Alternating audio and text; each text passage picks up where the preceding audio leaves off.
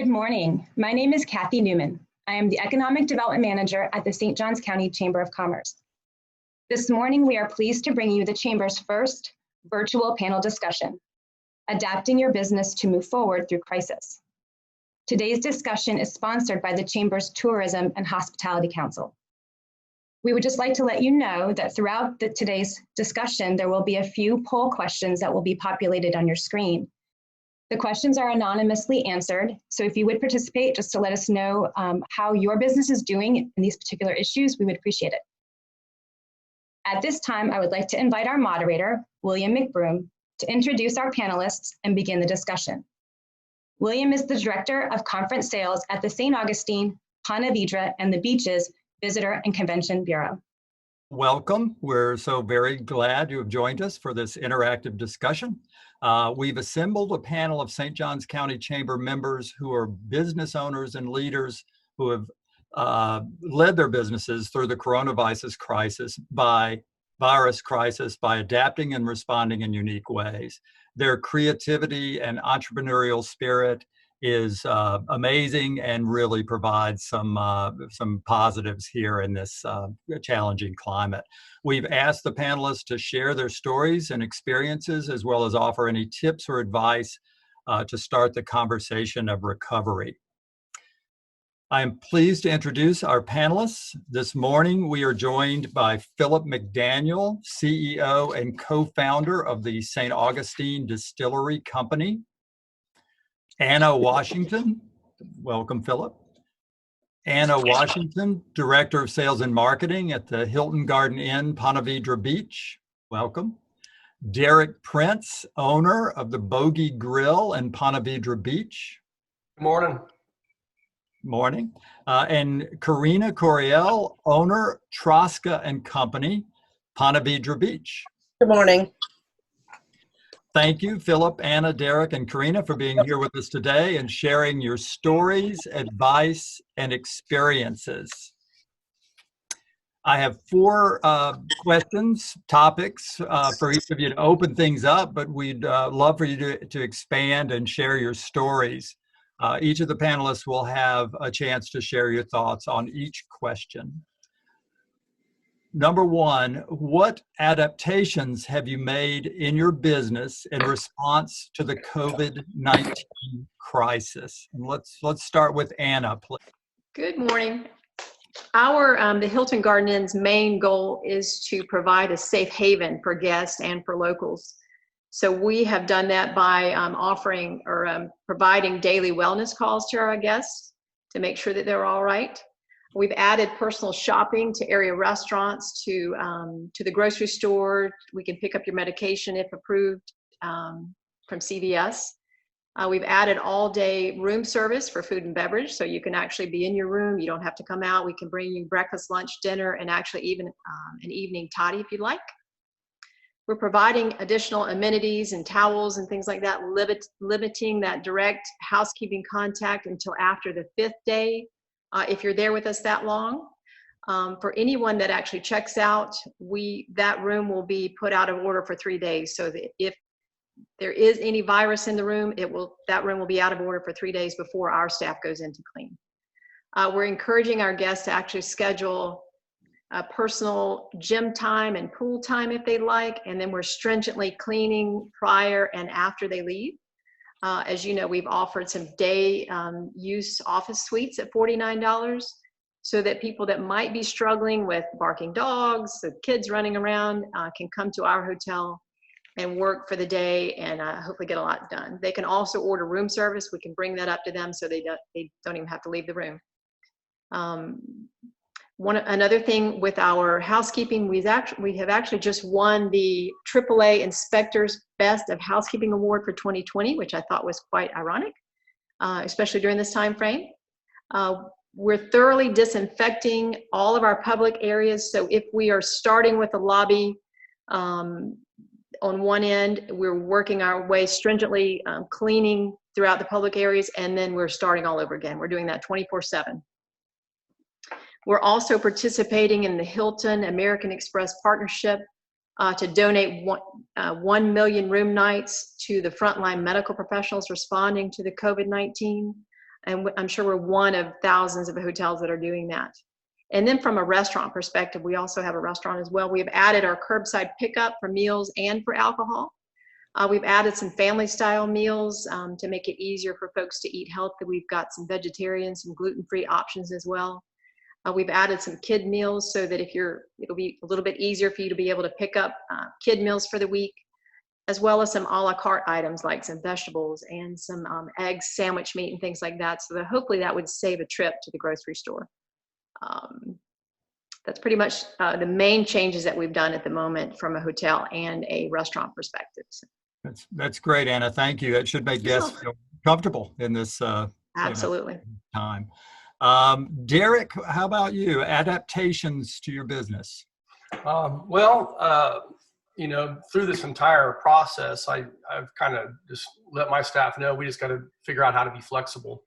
There had been so many changes and they so rapidly happened, and from day to day, from hour to hour, in the very beginning. So we were just trying to adapt to function and keep as many people as we could, and then provide food to the community, and which we are doing curbside pickup with, as Anna mentioned earlier, doing alcohol, food, different, big wing orders. You can call in or you can go through our delivery services, which we use Delivery Dudes, and we're actually getting ready to add 2 more delivery services today. So we, for folks that are quarantining themselves at the home and do not want to get out and about, they have the ability to pick up bogeys that way as well. So that's kind of what we've done so far. And then we're using the daytime a lot to take care of a lot of stuff that typically in a restaurant you don't have time to do. A lot of renovations and upkeep and painting and stuff like that. Just trying to keep the staff that I have kept on busy. That's the biggest thing, I think, is just giving somebody something to do during this difficult time. Just keeping them moving. So. Well, keeping everyone employed is a great thing, obviously. So, not always easy to do, I know. Karina, how about on your end? Good morning, everybody. So, as Derek said, it's a day-to-day thing here at Truscott Co. Eatery as well, because there's no day the same. In the beginning, we had to change our whole restaurant model from, guests coming in to us bringing the food to the guests. And so, you are adapting to the hours. So I guess the first thing that I did was adapt the hours of the restaurant. So, and really focus on our team, because I had to make sure that they were completely, kept all their hours, as much hours as we could. We had a meeting, and some team members that could afford to not work as many hours gave their hours to others. So I think the team is the key first. And then the second thing is we already had a grab and go business, but what we have found that the biggest success for us has been, taking it to them in their neighborhoods. So we have set up different times and neighborhood delivery specific to, the day of the week. So for instance, like yesterday, we were in Coastal Oaks and focusing on delivering food to them with our grab and go and our full menu. And that's been successful with a lot of, of course, hurdles on how to implement it, fully and successfully when you're taking food out your door. Right. It's a different experience for sure. So, all right, Philip, I know you're working on your camera. If you're good to go. So what adaptations? I know you have a big one. Yeah, so thanks everybody and good morning. It's really an honor to be on the call, and thanks to the Chamber, Kathy and William and everybody for putting this together. It has been for us, as it has, I'm sure, for everybody who's listening in and participating, it's been just, it's hard to believe how business was operating, even 5 and 6 weeks ago versus what we're doing today.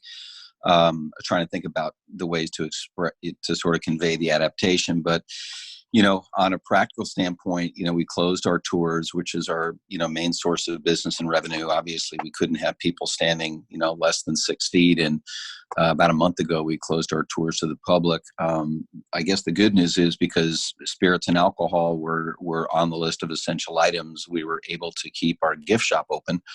So we had to completely readapt that. We put up a giant plastic wall, you know, a plexiglass screen between the cashier checkout and the public. We marked, you know, the 6 foot, you know, spaces so people didn't get any closer than that. All of our staff are wearing masks and, you know, gloves and all that. But I think the most significant thing that we've been able to do is because the FDA and the federal government recognized that hand sanitizers were in huge shortage. We've been very fortunate to be able to pivot our manufacturing from making alcohol. The ethanol that we would normally use to make things like vodka and gin are now being used to make hand sanitizer in our facility. So we're producing thousands of gallons every week. And in many cases, we're donating those to first responders here in St. Johns County. So Sheriff's Department, City of St. Augustine, the beach, first responders, EMTs, hospice. We donated thousands of bottles to our local community.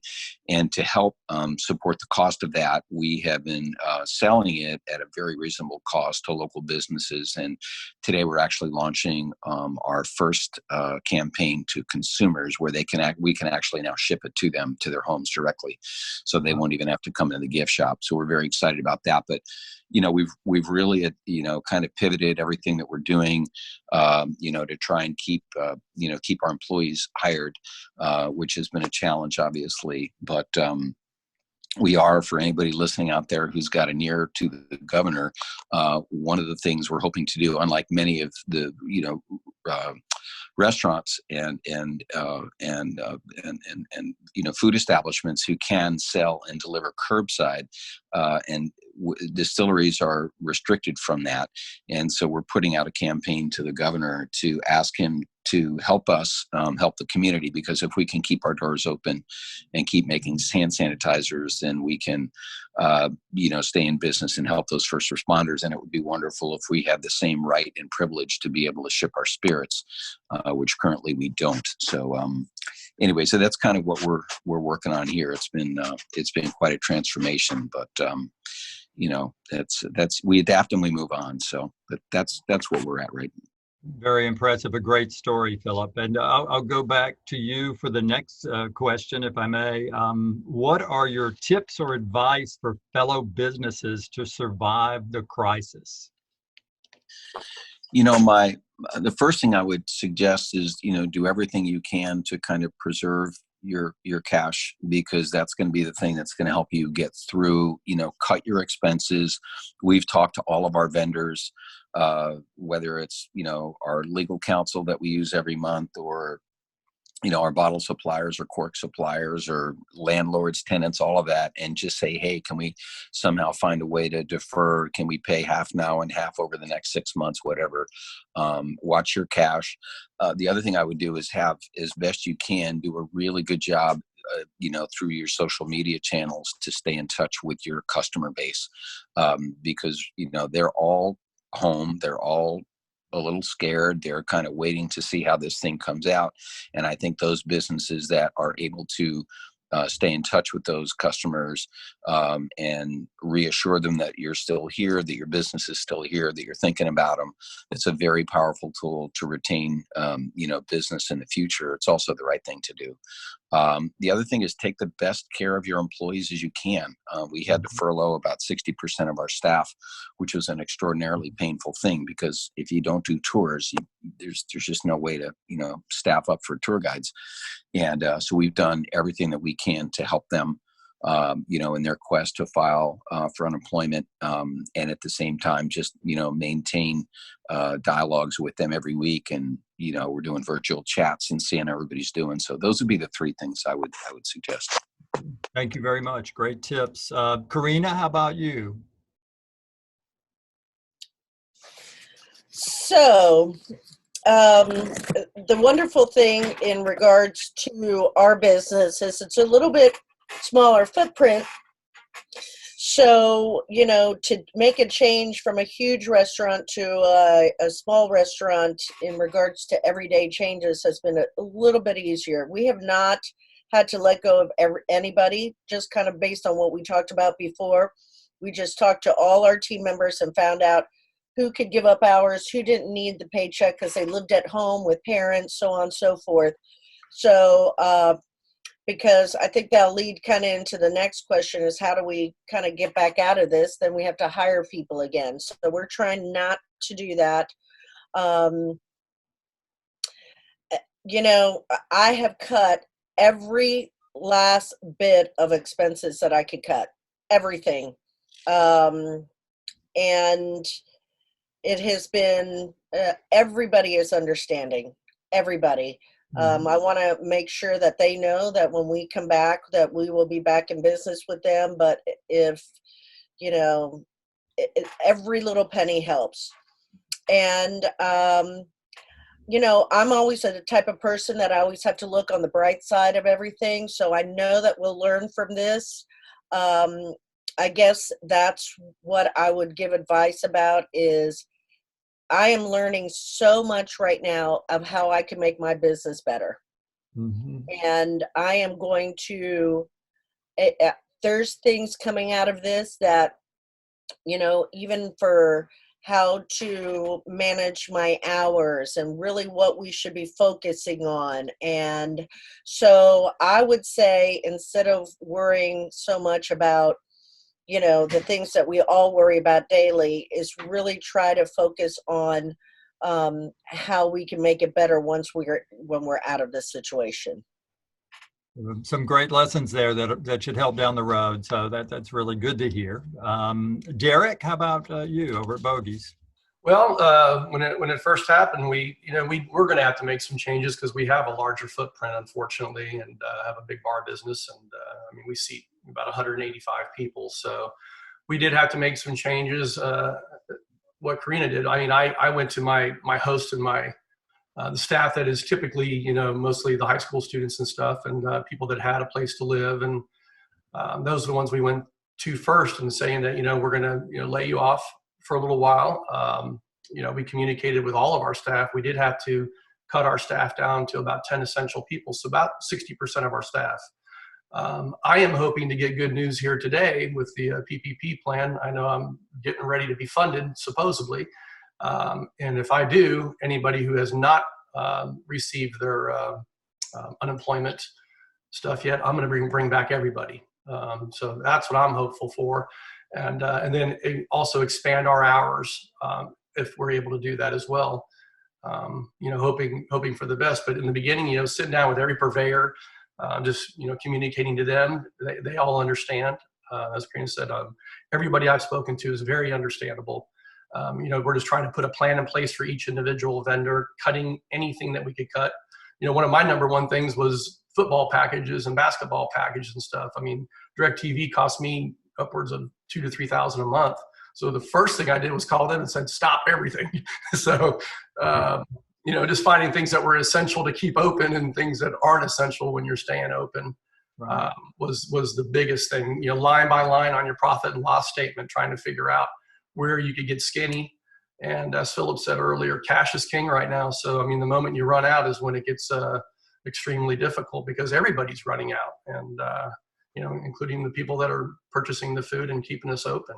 And, you know, I just want to put a big shout out just to the folks of St. Johns County. I mean, they have been wonderful in supporting a lot of the small businesses and local eateries and any essential place that's open. So, and they're, it seems like everybody's keeping his optimism, you know, their optimism, it's high, being optimistic about the future, and hopefully we can get through this quickly and get back to, you know, whatever the new normal is or business as usual. I know it'll be slow, but maybe we can get it back faster. But that's kind of what we did at Bogies.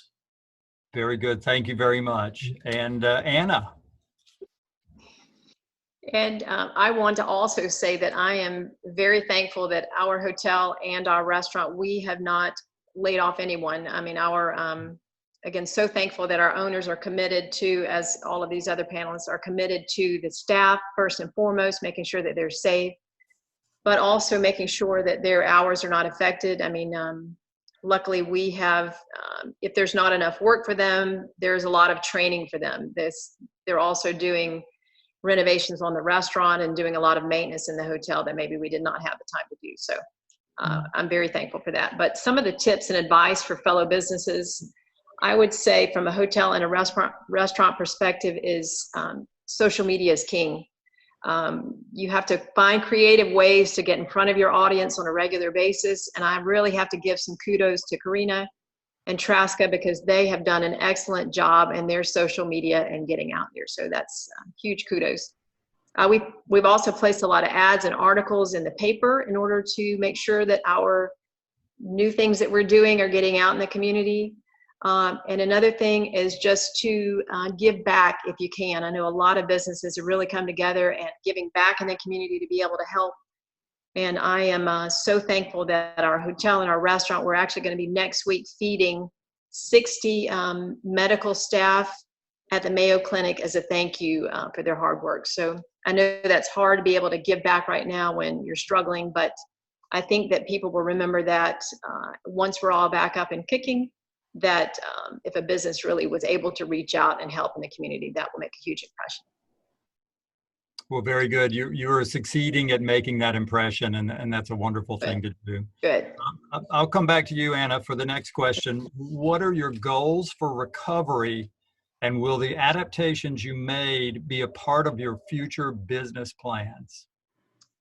I would say it's just being staged and ready for when business comes back. I am hopeful, fingers crossed, that when the floodgates open again, that it will come back very quickly. So I think from a hotel perspective, means making sure that you have not dropped your rates too low, keeping them somewhat reasonably priced so that it will be easier for you to get back up to your average daily rate. Making sure that future rates and packages are in place as well. So now would be the time that if you have some food and beverage and some hotel room packages or any kind of packages, now would be the time to put them in place for late summer and fall, so that, because I'm sure people are looking for deals and they're looking for things that they can book now in anticipation of those hopeful travels that they'll make. But from a restaurant perspective, I agree with some of the other folks, is now's a great time to revamp your menus, to do some physical property improvements to make on the property to make sure that everything is up and in tip-top shape whenever you're open again. And I think that some of the things that we will keep in place is, again, our hotel is great in giving back to the community, our restaurant as well. So I think we will absolutely continue to do that to the extent that we've always done it, and probably more going forward. Great. Well, thank you very much. Karina, how about you on that? What will you keep in future plans? Well, first of all, thanks, Anna. I appreciate that with the social media. Sarah and I have been working super hard in, staying in front of the community, and I think that's key. We're very community driven, as all of us in this, room, Derek as well. We're both, that is our really how we have developed our businesses. For sure, we will be continuing some of the things that we're implementing now for the future. Again, as I was saying before, it's the learning that we've done right now. So we are going to continue with focused deliveries in communities. That has been very successful. Another thing that we adopted, kind of going back to what Anna was saying, was adopt a First Coast Hero program, where any of our customers can donate, and 100% of that will go to feeding any of our heroes in the community. So we started that about a week and a half ago, and we've already donated $2,500 in lunch boxes from Baptist Beaches to Baptist South to we're doing Mayo on Saturday as well. So many of these ideas we will happily keep. It's just trying to implement them in the day-to-day business. I am being optimistic, but I am hoping by June 1st that we should be back day-to-day, but we will see. Well, that's great to hear. We all hope we're there by that time. Derek, how about your goals and adaptations that you'll keep? Well, I think that the social media has been a big part. You know, we've had a lot of fun with it, trying to, you know, create some sort of buzz daily. You know, I know originally we were giving away, and we still are giving away, a free roll of toilet paper with every order that goes out, and you know, making little deals like, you know, Taco Tuesday with a Corona to go, or Coke or soda if someone doesn't want alcoholic beverages. But I think using those going forward, or you know, I don't know, we used our social media somewhat. I don't know if we use it to the extent that we're using it currently, and I can see that that is a big part of our future. Also, you know, giving back to the community. We've always tried to do that, and, you know, giving back to the schools and different local organizations that Bogies has been a part of since, you know, since I've been around. And just moving forward, using this time to train, using this time to make our place look better, the physical plant, so that when we open up, we look nice and fresh and ready to go, not the other way. I'm hoping, you know, Karina, I'm hoping, you're saying June 1st. I'm hoping that maybe in the next couple of weeks, maybe we can even get back to where we're, you know, the social spacing, as far as, you know, maybe half the, you know, a lot of guests are allowed in the restaurant. You know, like when we were stepping down, going from full to 50% to nobody at the bar, to maybe slowly, weekly, we can start going back the other direction. Because I know there's a lot of our regulars that are, you know, it's almost like they drive by and go, oh my gosh, I wish I could come back in there. I wish I could come in there. Or else they come in and pick up food, and, you know, as part of their daily activities. And, you know, I'm looking so forward to getting back to some sort of normalcy, as anyone is. So, but I'm hoping for good news today. I'm hoping for good news on Monday, and, you know, take it day by day, and try to keep, you know, stay in constant contact with your staff. Try to keep people, you know, keep their spirits lifted, and knowing that we will come out on the other side. And, you know, we're Americans. You know, we've been through things like this. Nothing to this extent, but I think on the other side of this, I think there's good things to come. So I'm optimistic about it. For sure. Thank you. Great stuff there. And Philip, goals for recovery, and what adaptations will you keep? Well, you know, the first goal obviously is would love to hire our staff back as quickly as possible. A lot of that's going to be a function of, you know, how quickly, you know, business resumes to normal, and I guess what that new normal looks like. We're going to be working with the city, I think other attractions, you know, other authorities around the state, to try and get their insight as to how we can develop the safest tour that's going to allow our customers to feel comfortable, you know, and then adapt those to best practices. So that's kind of one of the first things we're going to be doing. You know, in the meanwhile, we're going to be focusing a lot more on e-commerce and online sales. Unfortunately, Florida has these archaic laws that prevent distilleries from being able to sell their product direct to consumer. Where the winery can take their wine and ship it straight to somebody's home, and they can get a nice case of, you know, Charles's Great Red, or, you know, other states can actually ship into Florida.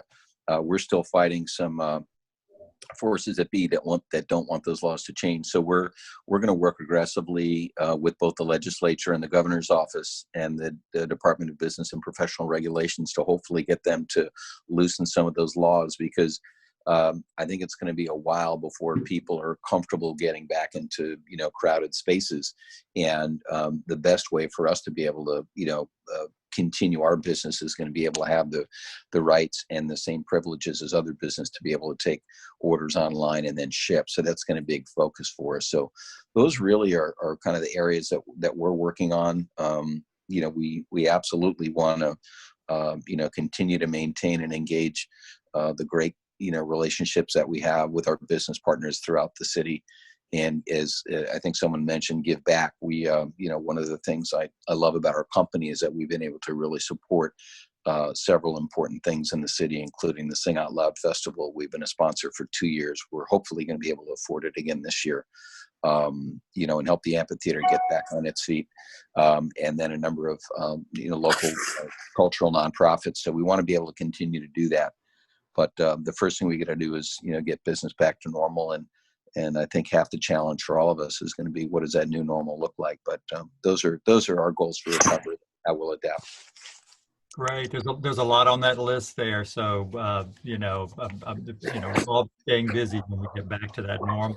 So, Philip, I'll stay with you for the last topic, and then we'll go to questions and address that as time allows. What have you learned from this experience? Wow, that's an incredible. Where do you want me to begin? Yeah, I think more than anything else, I've learned that we have to be flexible. That we have to. I've gained such a sense of appreciation of how easy we had it, and how certain things that we never expected that would happen were literally overnight. We went from thousands of people, tens of thousands of people walking downtown to literally zero. And, what I've learned is that, you have to be able to adapt. You have to be able to be patient. You have to believe in your company, which we do. We love our staff. They do a great job, and just think through what's needed in the moment.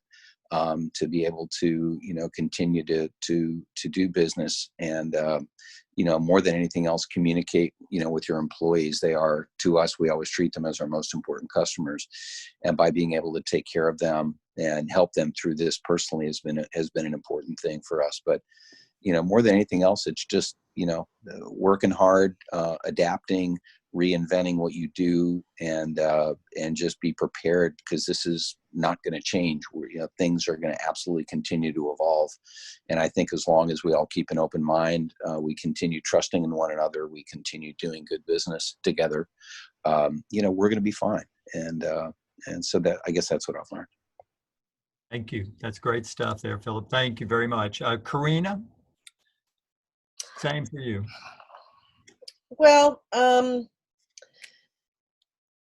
I guess what I've learned most about this experience is that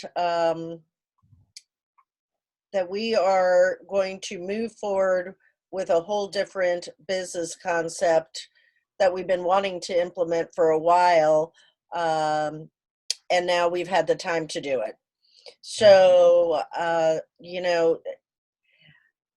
the patience for change and being humble to your customers right now is first another area that we've just learned to grow upon, because as we try these new ventures, we do make mistakes, and we just explain to our customers that hey, we are trying to get through this as much as you are right now, and everybody is so thankful and has a lot of grace towards us right now. So just working so closely with our customers in a different manner is something that I've learned even further than what we were doing before.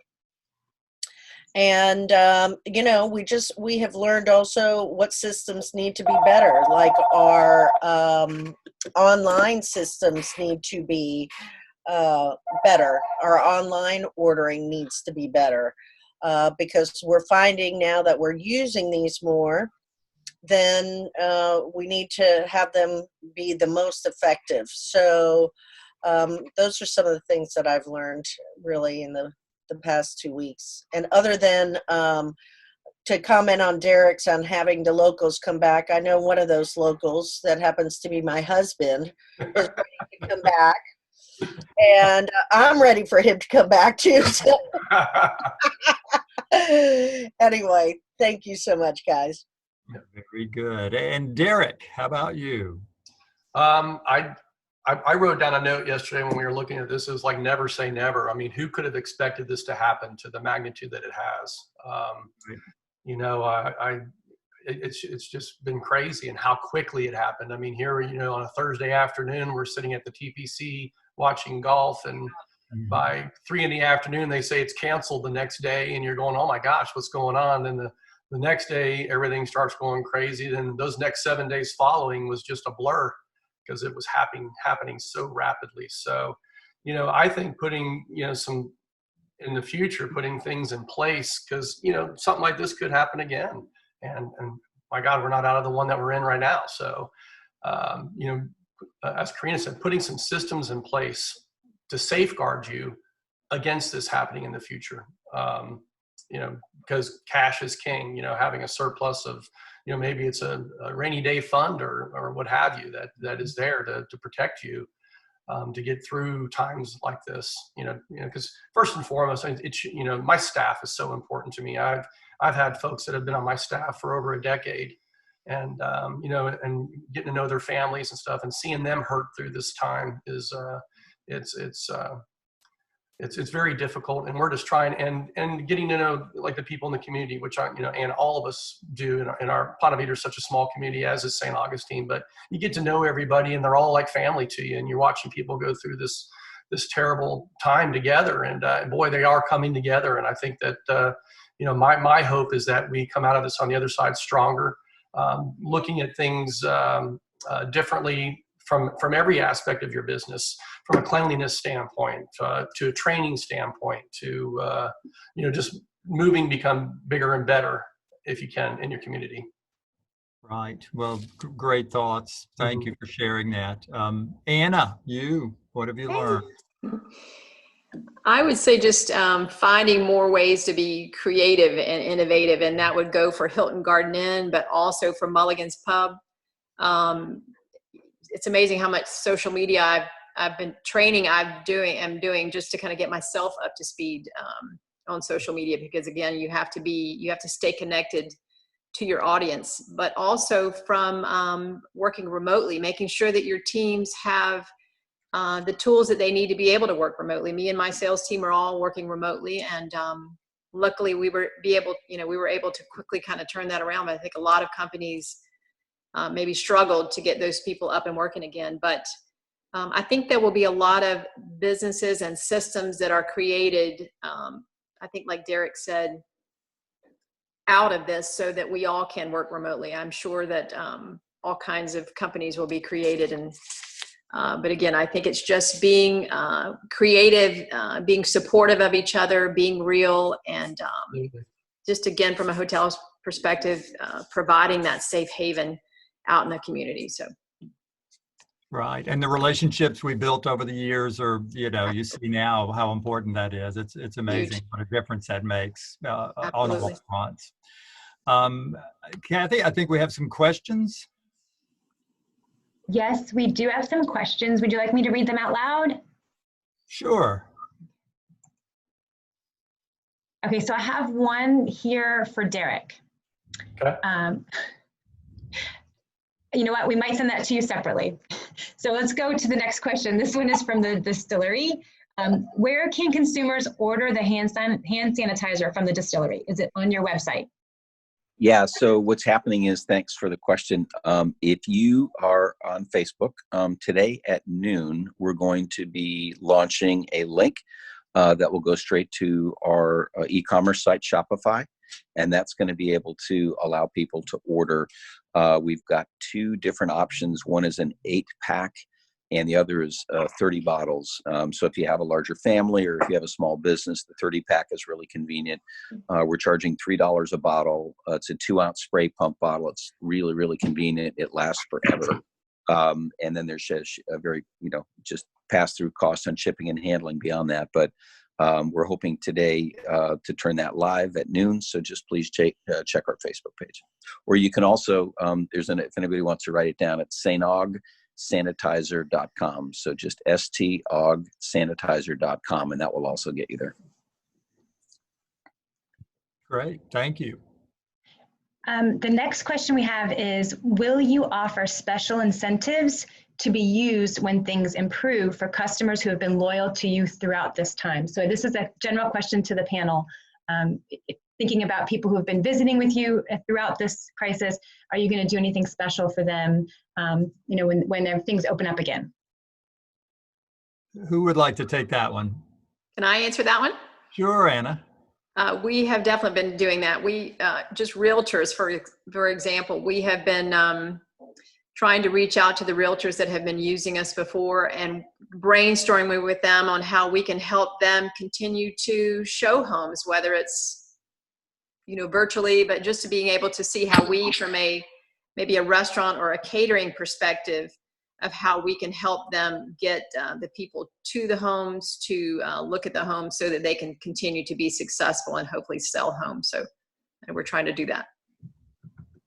Great. Philip or Karina? Philip, are you going to continue your couple of Coronas with the taco to go thing? Me, Derek? Derek, I'm sorry. I went to Philip. I think I was looking at him and going to you. Derek. I think all those specials are a lot of fun. So, yeah, I mean, we try to do stuff like that currently, but I think we're going to do it a lot more and expand on it, especially on the delivery service. But then again, I don't know, when we go back to normal, that what we're able to do now will probably change back to what it was before. As Philip said, you know, some people can get stuff delivered, but unfortunately restaurants typically can't package stuff to go. So, so we'll have to see what the new rules and what the new norm looks like after we get back open. Okay. Karina or Philip, did you have anything to add on that question? Deals afterwards? No, but it's provoking thought. You know, I just haven't gotten that far yet. I'm still working on today. Yeah. People are thinking ahead, right? Yeah. I had a massive delivery yesterday that I have to really tweak in and how I'm going to do it, because I can't do another day like yesterday. So, but you know, it's a really good provoking question of what we can do for the customers, because I do have some very, very loyal customers that have been, you know, coming in and ordering online and picking up. So, a good question to be thinking about for the next couple of weeks to see how we can be thankful for them. Well, thank you very much. Philip, did you have anything to add there? You good? Just real quickly. I mean, I think for us, what we want to do is obviously we're so blessed with an incredible fan base and people who truly have supported the distillery since opening. It's hard to believe it's been 6 years, but for sure we will, you know, support them in, you know, a variety of promotions and programming. We usually have specials all the time. My sense is that we're going to continue to be in the hand sanitizer business for a period of time. So I could easily see something like a free sanitizer, you know, with any spirit purchase, or, you know, perhaps we're actually in the process right now of developing and designing a branded face mask that might be kind of fun. So if you can imagine a face mask with a barrel on it or something cool, so we'll probably be giving those away, you know, with a purchase. But we're going to try and be very sensitive to, you know, maintaining the safety aspect of the tour and keeping our guests and friends and family, really, we look at our customers as that, as safe as possible. And, you know, hopefully until a vaccine is created, which hopefully will happen soon, you know, we're also going to need to be vigilant, but it'll probably be, the promotions will probably be along those lines to help them, you know, balance, you know, enjoying a great cocktail and staying safe at the same time. Great. I love the face mask. If you could start like right now, you'd sort of corner the market. They're a little bit hard to get. So sooner the better. Okay, Kathy, more questions? Yes, we do. The next question is, we don't have the ability to do curbside or delivery business. Our revenue is either on or off. At the very first hint of the virus, our phone began ringing with people canceling pre-booked tours for this particular business. Maybe we'll come back. Sorry, if I'm just scrolling. We can't hear you. I'm sorry, maybe. Sorry. Hard to hear there. Can you maybe start over? Sure. This particular business is a boat tour business, and they just simply said they don't have the ability to do curbside or delivery. So when this started, all of their pre-booked reservations had canceled. This is a little bit more of a comment, but maybe there is some feedback we can get from the panel on the fact that their business just pretty much came to a close. You know, so when things open again, when people are traveling and touring again, you know, perhaps in the next season, things will pick up. Right, and I will interject that we, the Visitors and Convention Bureau, have a partner recovery toolkit that has all sorts of things that businesses can use to help get business back and get through the time before then. So my contact information is on the screen there. If they haven't seen that, I'll be glad to share it with them, whether they're partners of ours or not. So that's just a thought, but there's a lot of information out there to try to help people get through. We know it's a very difficult time. So our next question is about when reopening, as we phase in reopening, are you doing temperature checks on your staff? I think that might be, are you doing that currently? Will you be testing your staff? And specifically with the requirements for reopening, you know, what are your plans with that as reopening happens? Boy, that is a great question. Anybody want to raise their hand there? Yeah, we have a thermometer at work. We can hit them right on the forehead every day. Make sure that they're good. Right as they come in. And you have to ask them daily too. I mean, how you feeling? What's going on? Please call if you're not feeling well, so we know immediately. So great. And Anna, you too? Absolutely. They don't, you know, they get about 2 feet in the door and we have to take their temperature, or they're taking their own temperature and we're keeping it on a log. So, yep. That's great. All right. Philip, about the distillery? Yes, we are. Yes, we are. Okay, cool. All right. Karina too, yeah. All right. Yeah, and I think it's so important that, you know, having that open communication with your employees in regards to, even if they were with somebody, I asked all my employees, are you just going home or are you going out? Some of them, you know, they're young.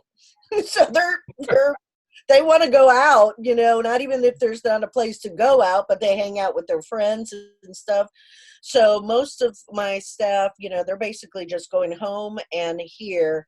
And then I wanted to comment a little bit about the gentleman who had the boat business, because you know, I think when you own your own business, you wear many hats, you know, as we all know. We have all different hats that we're wearing to give hope, to utilize this time to maybe work on the business plan for next year, on seeing how they can increase their business, because you never have enough time to do that. So it just try to keep busy and having a new idea in place so that when they do open up, because they can't be open right now, there hopefully will be a growth in their business due to it. Mm-hmm. Great point. Great point. Kathy, more questions? We do. We have two that are very similar, but I think the general idea is, do you see opportunities to partner with other businesses as part of the new normal? And if so, how would that look? So as an example, one person wrote, you know, perhaps offer a dinner and a tour. So a distillery tour and a cruise or something along those lines, where we're working together in the community as business owners and business leaders to partner together to offer or provide new offerings to customers. Okay, who would like to raise their hand for that one? This is Philip. I'll be happy to jump on. You know, we obviously have a great working relationship with a lot of the other attractions and also the hotels and restaurants. So I'm very excited to think about how we can cross promote, you know, particularly in historic St. Augustine. You know, when the guest comes here, oftentimes your best source of referral is going to be, you know, with another engagement that guest or tourist would have here. In some cases, it's a restaurant or bar.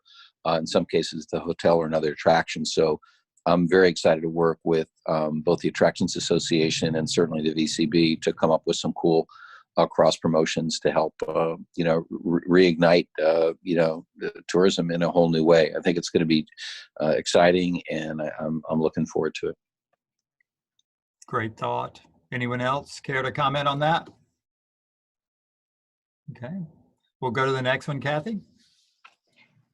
I think we are out of questions at the moment. I think we've answered them all.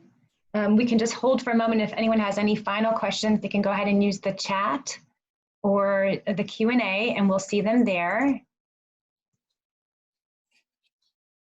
Okay. While we wait for just a moment, I'm just going to make one quick comment.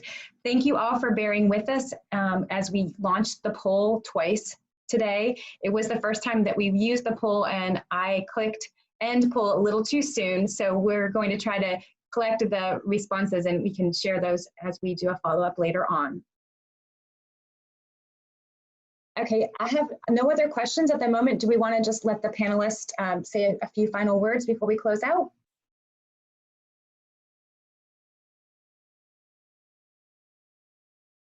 Sure. So I just say that there's always going to be the bright side to this event. Learn of what you are going to take from this and put it in place. There will be, we will get back to our new normal, which I believe it's really going to be a new normal for all of us. But the new normal here at Trosca will be something new for sure. We will, we're looking at reinventing ourselves. We just had our 5th year anniversary. So we want to continue and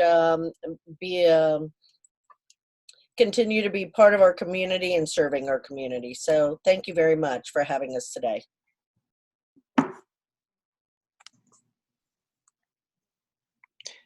This is Philip down in St. Augustine. I want to thank the panelists today and obviously William and Kathy and everybody at the Chamber for putting this together and for all at home who are listening and tuning in. It's been almost surreal is the only way I can describe this, but the thing I'm most encouraged about is, you know, so many great people in the community have come forward to help on so many different levels. And I think, you know, the quality of what makes St. Johns County's business community so special and so strong is our willingness to rise to, you know, the occasion. And I'm just grateful to, you know, all the businesses, certainly, you know, Mr. Conrad at the county and all of his staff, and certainly John Regan at the city for all that they've done. Really great work there trying to help us, you know, evolve and come out. The big challenge obviously is going to be, when is it safe to come out and play? And that's the one we're all wrestling with right now. But, you know, I'm just grateful to everybody out there. And just leave a little sort of commercial shameless plug. If anybody is out there and they have a business that needs any sort of this hand sanitizers for their employees or their guests, you know, please reach out to me directly, or you can go, as I said, to the stainaugsanitizer.com little website, and you can, you know, find out how to order there. But be happy to, you know, help anybody in the community however they need. But thank you, William and Kathy, for putting this together, and I hope everybody, you know, stays safe and we come out of this quickly soon. I just want to say one thing as well, is I'm also very thankful for the Chamber's support of our businesses, Hilton Guardians, Mulligan's Pub, and we also have the catering Sawgrass Events. But I appreciate all of that support, and I think it's important for us to be positive. Like all of y'all are very positive, and I think it rolls down to your staff as well. So as somebody would quote, this too shall pass, and we will come ahead in the once it's all done. So I appreciate all of y'all very much. Yeah. Well, thank you to everybody at the Chamber for putting this event together, and thank you for the panelists, and look forward to seeing you guys in the community here shortly. So let's stay optimistic and hope that we get by this as soon as possible. And thanks everybody, appreciate it. Thank you. Mm-hmm. Before we close today, I just wanted to ask everyone, really encourage everyone in the audience, all of our small business owners, to complete the Florida Disaster Assessment Survey online. This is available at floridadisaster.biz, and it's important because the information that's collected through this survey that is less than 5 minutes to complete, it assists our state officials as well as our local officials in determining the damage that's been done during this crisis. It's definitely going to help us locally inform efforts towards recovery. I also would invite you to visit the Chamber's website at www.sjcchamber.com. And of course, follow us on Facebook, LinkedIn, Twitter, and Instagram, where we're sharing information and resources to assist you, our members, and businesses locally through the crisis and into recovery. On behalf of the Chamber's Tourism and Hospitality Council, I would like to thank our moderator, William McBroom of the St. Augustine, Ponte Vedra, and the Beaches Convention and Visitors Bureau, and each of our panelists, Philip McDaniel of the St. Augustine Distillery, Anna Washington of the Hilton Garden Inn, Ponte Vedra, Derek Prince of Bogey Grill, and Karina Curiel of Traska & Co. for their sharing their experiences today and all of their advice and tips as well. Today's discussion has been recorded, and the recording will be uploaded to our website so you can play it back at a later date. Thank you to all of our Chamber members and guests for your participation today. We wish you health and stay safe and informed. Thank you.